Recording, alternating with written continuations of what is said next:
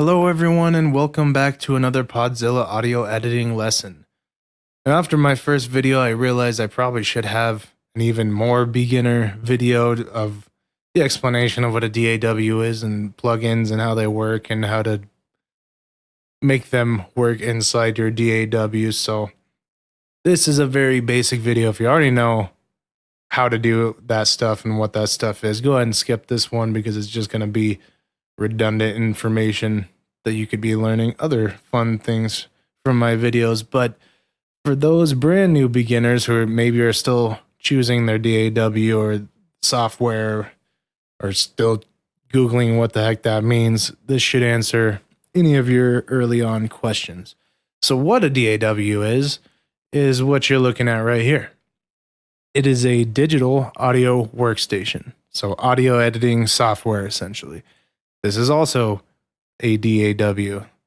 So is FL Studios and Pro Tools and Cakewalk and Adobe Audition and GarageBand, and the list could just go on. There's a lot of different pieces of software you can use to edit your audio, but that's all a DAW is audio editing software. And inside that software, you can install what is known as VST plugins, Virtual Studio Technology plugins.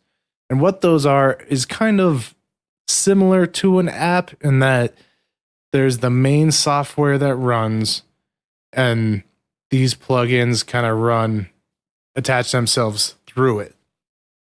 There are different, like especially synthesizers, there are different types of plugins that can have the capability to run on their own, or standalone is what they're called. But most your effects are typically going to run through your DAW software. Just like load it up. This is its own bit of software, but it runs through Audacity or Ableton right here. So where could you find these types of plugins? Well, Plugin Boutique is one place to find them, and I should say I'm not at all associated with them. This is just personally where I like to start. If there's a specific plugin I'm looking for for a project that I don't want to pay for, I just need it for a specific sound I'm looking for or something. Plugin Boutique has quite a large library of free different types of plugins, like just Reverb. They got 7 of them loaded up right here. That's a really good one, I'll say. So is that one, and that one actually is pretty good too. So they have a pretty extensive library of free stuff to get you started. They also have really good deals on paid plugins as well. And the biggest benefit, I'd say, for going through a site like this, there are other sites like this as well. Plugin Boutique is just my personal go-to, but there's a lot of ones that compile the library of free plugins. But my favorite reason to go through these is because you have a lot less likelihood that someone's going to sneak in an extra browser plugin or an extra random tracking software to download with it. Like you'll find a lot of crap that people will sneak in there to throw on your computers. And with Plugin Boutique or sites like this, you're just not going to run into that type of problem near as much. So let's say that you decide you want your chorus and you click free, you download it. Now what? Well, what's really important is to also know that you're downloading the right type of plugin. Now you find that out, you open up My Computer and you right click and click Properties. Now, mine is running at 64-bit right there. Yours may say 32-bit operating system. And that's important because each plugin comes as a 32-bit or a 64-bit, or they only come in as one. And it's important to know which one is going to be able to be used on your computer. And if you have a 64-bit, that doesn't mean you can't run 32-bit, because Audacity actually only runs 32-bit for Windows. I believe on Mac you can have a 64-bit version, but on Windows they only have a 32-bit version. So even though I have a 64-bit computer, I need to download the 32-bit plugin files to run in Audacity. I also need to download the 64-bit file types to run them in Ableton because I run a 64-bit version of Ableton. So it's really important to know which file type you is necessary for your DAW, because it gets really annoying and really frustrating when you keep uploading and copying and pasting and trying to re-download and throwing it in your plugin folder, and after 20 minutes it's still just, you can't get it to show up in the dang DAW, and you just realize that you downloaded the wrong bit. So make sure you know what you're looking for. It will save a lot of time and stress and anger later if you know what plugin is necessary for your computer and your DAW. So once you download that, you got it in your download folder. It's sitting there. All you got to do is copy or cut and paste it into your file folder, your plugin folder. Now for Ableton, you go to Options, Preferences, File Folder tab, and at the bottom here in Plugin Sources, it will say VST Plugin Custom Folder. And that is where you upload all of your, in this case, 64-bit VSTs, plugins, files. Oh.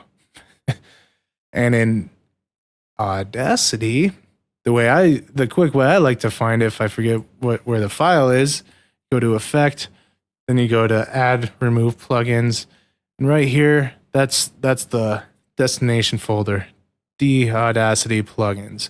Yours might probably say C, but either way, it'll give you exactly where you need to find your plugin folders, and that's where you lay them in. After you have done that, in Audacity at least, I have a 64-bit version of LoudMax here that can't run in Audacity, obviously, so it just always says new, but just pretend that I copied and pasted my DLL file in there.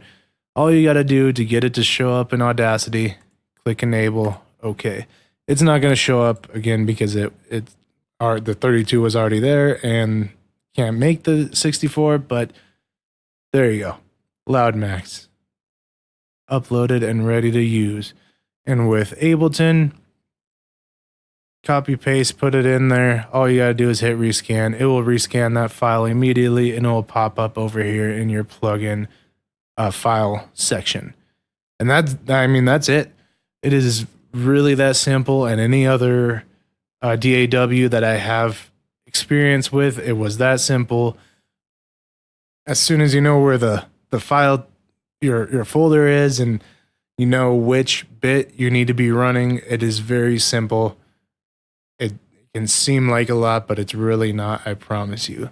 So if you are just getting started and you're browsing for brand new plugins, I would suggest, obviously I suggested Plugin Boutique, which I'm pretty sure you can find all of these except for some of the iZotope stuff.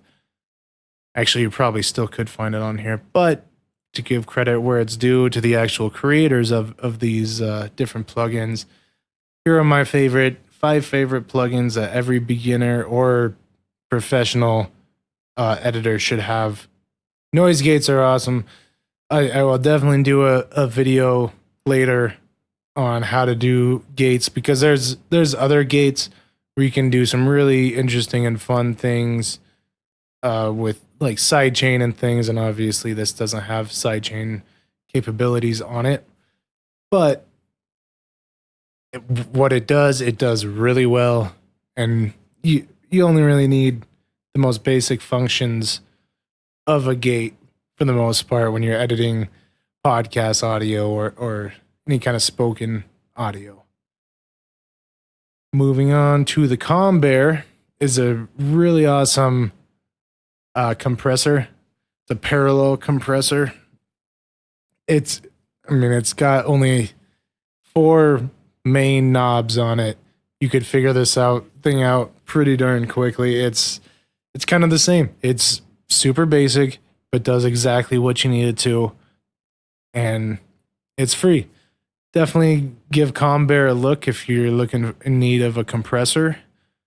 LoudMax, I already had on my limiter video. If you haven't seen that one, check it out. I kind of go through a little bit about this one, and it's yet again simple and effective. That's what I love in my plugins, except I guess Nova, which coincidentally TDR Nova is not simple, but it is extremely effective. There is quite a learning curve on this one. I will definitely be doing EQ, probably on specifically using Nova. That'd be fun to go through that one, but there's so much capabilities on this one for free VST. It's just insane. You can do, I mean, theoretically, you could probably get rid of both of these and still use this and be just fine because it has different types of compression. And if you know what you're doing with those types of compression, you really could get away with not even using those.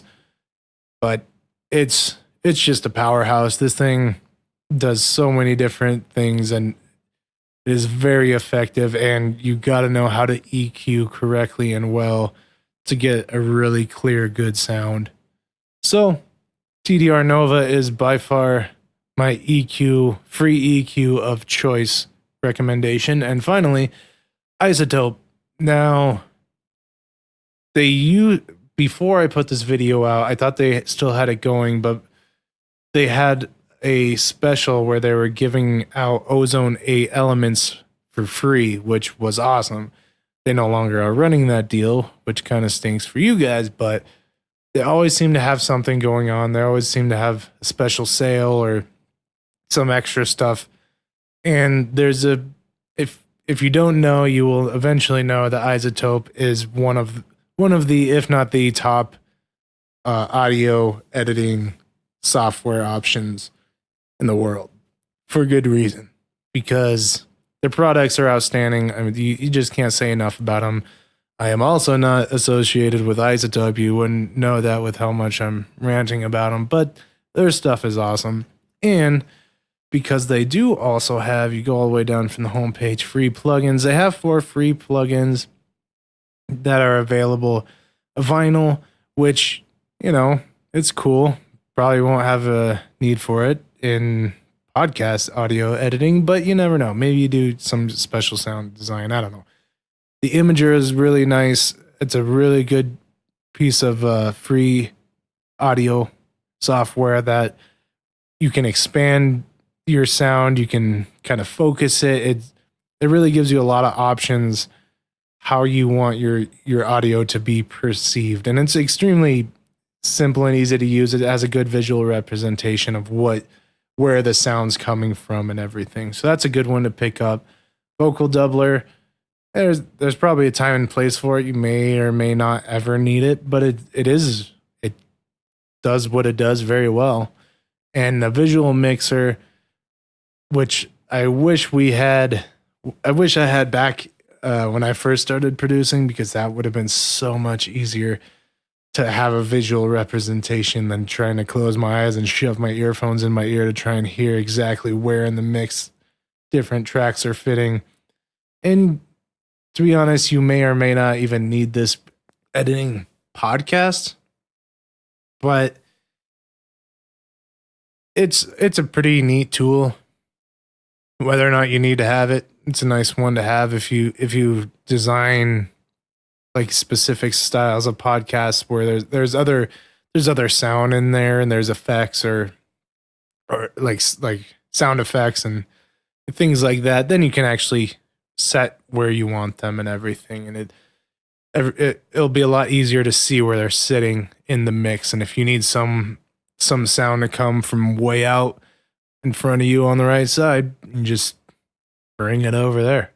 Super simple. You don't have to worry about panning and making sure it's panned exactly right while also being in front of you. And yeah, it just does it all for you. So that's really convenient. So those are my 5 free plugins I think everyone should have. from beginner to professional. I think they could be used by pretty much anyone. So thanks for checking out my video, and make sure to like and subscribe for more podcast audio lessons. And I look forward to seeing you guys in the next video.